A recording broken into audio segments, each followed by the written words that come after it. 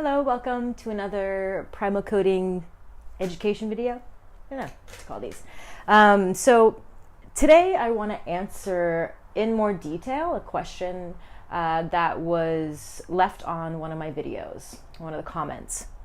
And this woman asked if there is a such thing as like too many breaths. What is that number? What is too many breaths? And, you know, I think that that's kind of the wrong question. And it shouldn't be a question that that you focus on. It should be just a reference point. So how many breaths you are taking in 1 minute is just a reference point. As you begin to have conversations with your breath, with different patterns, this will shift. Different times of day, different times of year, depending on what you're going through, this will shift. But you'll start to see patterns in how and when it shifts. And what we should be asking is, are you comfortable along the full spectrum of breath? So, are you comfortable at 60 breaths a minute? And think about the activities that you're partaking in at 60 breaths a minute. So that could be breath of fire. So, another video, another explanation, but if you know, it's a little quicker breath coming from the diaphragm. So I could do that once per second, 2 times, or 3. So that could be 60, 120, or 180, up to 180 breaths per minute. And then you have what I call core activation, which is also considered Kapalabhati. I would say that's around 45 to 60 as well, so within this range. And then we have this lower range, like 25 and below, or 20 and below. And this is more of a calming, more parasympathetic breath. Now, I mean, getting up into this 15 to 20 breaths, you are more activated and more heightened. But if you have spent your life over breathing and breathing too much per minute, then what you need to do is expand your spectrum. Get comfortable in these lower BPMs and start to create a range and a spectrum.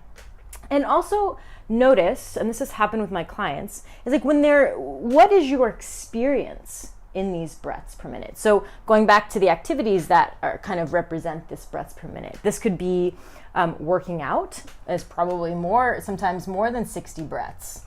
Because you're like, if you are breathing out the mouth, and that is another video, so many videos about, the transitions from warm up to a little more effort to that extreme effort and how you should be breathing in a workout. That's another day, another episode. But is your experience in these higher breathing patterns positive or negative? I'm currently working with a client. She's been with me for about 2 years, and when I first started working with her, she couldn't even inhale 4, hold 4, exhale 4, hold 4. She was used to so many breaths. She had gone to the hospital because she felt like she couldn't take a breath, number one, and which is why she came to me around that time. And her only experience in those high breathing rates was anxiety and fear, and then she would immobilize. She couldn't even sit in fight or flight. It was too much, and her body would shut down. And so what we did was bring her to the end of the spectrum, get her comfortable with even 7 to 8 breaths. And if you looked at my past video, that's a 3, inhale 3, pause 1, exhale 3, pause 1. That's one example of 7 to 8 breaths per minute. And so we got her comfortable with that, just starting with the pauses, getting used to that. And eventually over time, you expand the pauses and you can do 3, 3, 3, 3, or 4 for all of those. And that's, 3 to 5 breaths per minute. And, you can expand that too, 10, 10, 10, 4. It doesn't matter. It's not about how big you can make your box. Please don't make it about that. It's not about the size of the box. Anyways, so over time, we adapted her to these lower breaths per minute got her comfortable and not feeling like she had this extreme air hunger or desire for air in those lower breathing volumes too. So over time, then we were able to start adapting her and introducing a higher breathing rate through activity, through working out. And what happens is if she gets too high in a workout, she starts to feel nauseous because her body has only ever experienced that high breathing rate in a state of anxiety. So her body is kind of creating a new feeling, a new understanding of this higher breathing rate, that it's okay.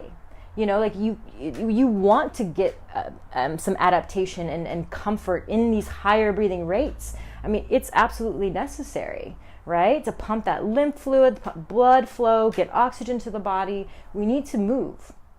And I think that that's what is ultimately the goal here. It's not, am I breathing too much? It's like, where are you at now? Find your current patterns. Do you realize that you've been a mouth breather for your whole life? You're like, holy crap, you have lost a whole lifetime of nitric oxide, which is something that is produced when you inhale through your nose. And that creates vasodilation. It expands the blood vessels and allows blood to move more efficiently throughout the body. And when I get into this higher breathing rates in a positive state, that has a much different physiological effect than being at a high breathing rate in anger. That's going to have a constricting effect. So as you see, I'm just creating this overlay to kind of map out your past experiences, and this is where you have to do the work. I want to give you the structure so that you can explore. And recently I've been getting this image in my mind of like those old projector screens. And, this is, I guess, aging me a little bit. I don't know if they still have these. But you have the layer, and then you put this one layer on top that puts the whole diagram together, right? And you're just like, wow, all of these random pieces, you just place this over the top, this bigger view, and you start to connect the dots. And then notice where your blind spots are. Where are you not comfortable? And how can you just calmly expand those capacities? And it happens very naturally. Don't try so hard. Just let go of the experience and know that, okay, this is the pattern. This is what I need to practice. And whatever the feeling I feel now in this pattern will change. And the goal is to have that sense of calm, not be getting tingly all the time or feeling air hunger all the time. I don't need to reach those capacities all the time. But again, noticing how all of these patterns make me feel, expanding my capacity. So breaths per minute, going back, that is a reference point just for you. Do not compare your breaths per minute to anybody else, because their breaths per minute got, molded into their nervous system differently than yours. Everybody's nervous systems are their own. You are a snowflake. So, take this and start to, again, notice your current patterns. Step one. And so my new program that I'm finally, it's finished. I'm just kind of doing the final touches and the design and things. So that should be coming out in the next month or so. And in this, I just go through, you have 5 different lessons. And then the first and last day are reference points, breaths per minute. And then we'll use a reference point of lengthening the exhale. And then during it could be done in a week, let's say. And each lesson, each day is just a different layer of the breath. You're getting to know the pattern. And this is just, each of those days are a principal pattern that eventually I can bring a microscope into and expand more and create more detail in each of these patterns. But it's all these patterns that can lead to a deeper or more relaxed breathing pattern and more fluidity along the spectrum here. I can move through with ease. And that's the goal, is I want you to be able to move through the spectrum with ease. And so take your time. I've been working, my client that I was talking about, I've been working with her for 2 years. These things take time. Don't be deterred by that as well. So if you don't feel anything within the first month, or like you are just unraveling, and think about how many years you've kept those patterns. So it's about time spent in that focused, calm repetition and the acceptance of your current patterns, where you are at now, brought you to this moment, to this video. So don't be ashamed of where you're at by any means, because it brought you here. Welcome. Welcome. And I want to teach you specifically how to explore. And that's the goal. It's like, it is not just meditate, and if you have people giving you that homework and not giving you a detailed way in order to access that state, I would start questioning, other people and finding more specific practices that can give you that proper repetition to notice change.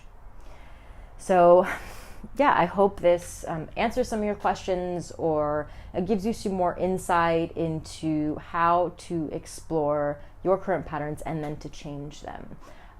Please share this video with anybody who you feel would benefit, or any of my videos.